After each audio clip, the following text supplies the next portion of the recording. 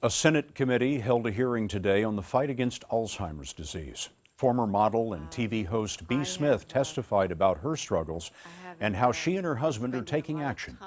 Here's Dr. Jon LaPook.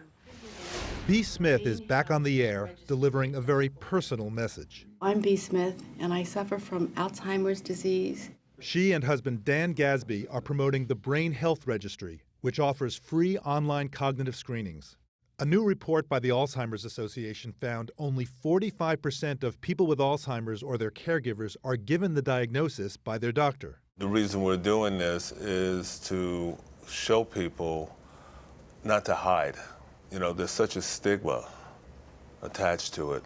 The goal of the registry is to increase the number of clinical trial volunteers, especially in minority populations. Smith went public with her diagnosis last June. Do you remember the first dish you made? Pineapple upside down cake. I remember from our last interview, you said one of the first things you ever made was? It was a cake. Upside down cake. Yes.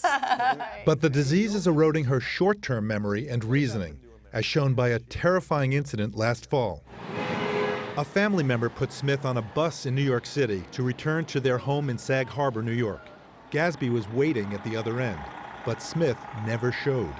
I was horrified because I know that after 24 hours, the possibilities of not finding someone go up dramatically. It turns out Smith had gotten off the bus when it stopped for other passengers just blocks from where she had boarded. I wanted to explore a few things, see what was going on. That night, she took a ferry to Staten Island. I said, I'm going to get on the boat when the other people were getting on the boat, and we had a fun time. Of course, my feet hurt because I had high heels. The next morning, a family friend happened to spot Smith at a diner back in Manhattan. Did it cross your mind that he might be worried?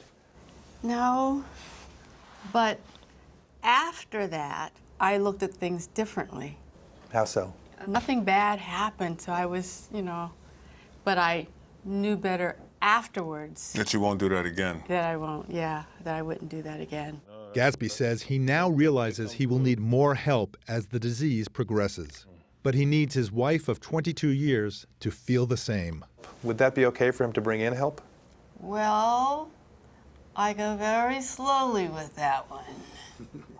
One reason for telling patients they have dementia is to allow time for discussion about future caregiving before reasoning is lost. Otherwise, patients may end up refusing care, and Scott, family members can be left wondering, what would their loved one have wanted?